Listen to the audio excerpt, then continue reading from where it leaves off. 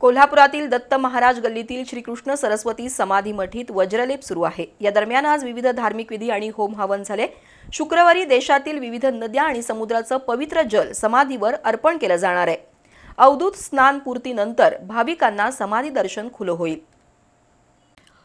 कोल्हापुरातील पापाची तिकटी इथल्या दत्त महाराज गल्लीत श्रीकृष्ण सरस्वती दत्त महाराज यांचं वास्तव्य होतं। श्रीकृष्ण सरस्वती दत्त महाराजांचे शेकडो भक्त आहेत। महाराजांच्या समाधीला यंदा 125 वर्ष पूर्ण होत आहेत। 24 जानेवारीपासून या मंदिरात महासमाधी वज्रलेप विधीला प्रारंभ झालाय।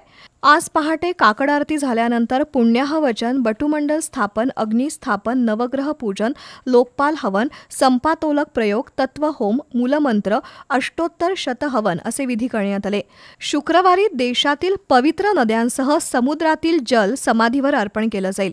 प्राणप्रतिष्ठापना होऊन पूर्णाहुती दिला जाईल। गेल्या 7 दिवसांपासून सुरू असलेल्या महासमाधी वज्रलेप विधीसाठी अनेक भाविक मठीत येत आहेत। अरविंद वाघ दाम्पत्याच्या हस्ते महासमाधी वज्रलेप झाला। त्याचं संयोजन डॉक्टर कृष्णनाथ शिर्के, रामनाथ शिर्के आणि शिर्के परिवारानं केलंय।